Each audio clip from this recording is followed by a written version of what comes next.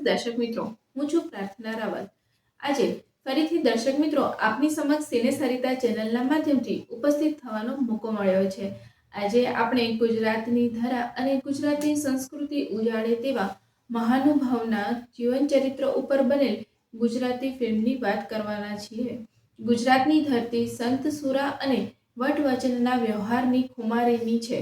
ગુજરાતની ધરતી પર સરદાર વલ્લભભાઈ પટેલ, ગાંધીજી, રવિશંકર મહારાજ જેવા નમન કરવા જેવા મહાનુભાવોનો જન્મ થયો છે। આજે એક નવા અલગ વિષય વસ્તુની કથા રજૂ કરતી વાત કરીશું। ઝવેરચંદ મેઘાણીની નવલકથા માણસાઈના દીવા પરથી એક અર્થસભર, હેતુસભર અને ગુજરાતની સંસ્કૃતિની નામના વધારે તેવા ચિત્રની વાત કરીશું। નિર્માતા રમેશ દાણીની કલાસૂઝથી રવિશંકર મહારાજના જીવન ચરિત્ર પરથી નવલકથા પરથી માણસાઈના દીવા બનાવવાનો વિચાર કર્યો। ચિત્રના દિગ્દર્શક ગોવિંદ સરૈયા કે જે સરસ્વતી ચંદ્ર નામની હિન્દી ચિત્રનું દિગ્દર્શન કરેલ અને તે ખૂબ સફળ થયા પછી આ ફિલ્મમાં પણ તેઓએ પોતાની કસબ આપેલ। માણસાઈના દીવા ચલચિત્ર રવિશંકર મહારાજની જીવનશૈલીના એક ભાગરૂપે ચિત્રમાં વણી લેવામાં આવેલ છે। રવિશંકર મહારાજ ખેડા જિલ્લાના વતની હતા અને ગાંધીજીની વિચારધારાને અનુસરતા। ખેડા જિલ્લાની કોળી કોમની પાટણવાડિયા જાતિ પંચમહાલ જિલ્લામાં ચોરી લૂંટફાટનો ધંધો કરીને ગુજરાત ચલાવતી હતી।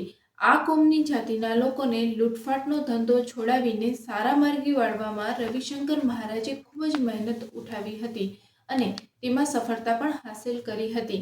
આ બાબતને આધાર બનાવીને માણસાઈના દીવાનું ચિત્રનું નિર્માણ થયેલ હતું।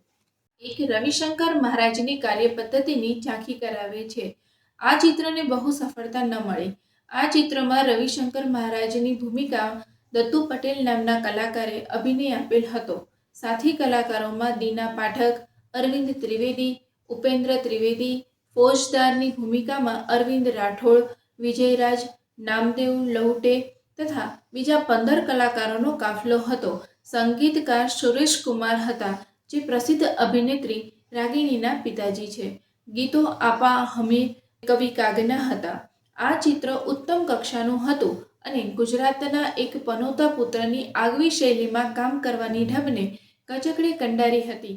સિને સરિતાના પ્રાયોજક છે Ruku herbal products, gold hair oil અને ડાયમંડ મસાજ ઓઇલ।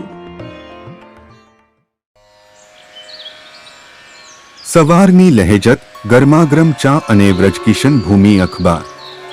વ્રજકિશન ભૂમિ સિને સરિતાના મીડિયા પાર્ટનર। માણસાઈના દીવા ચિત્રની વાત આપ શ્રી જરૂરથી પસંદ આવી હશે। આપનો ખૂબ ખૂબ આભાર। ફરી મળીશું નવી વાત લઈને। આ છે ગુજરાતી ફિલ્મોનો ઇતિહાસ। જય જય ગરવી ગુજરાત।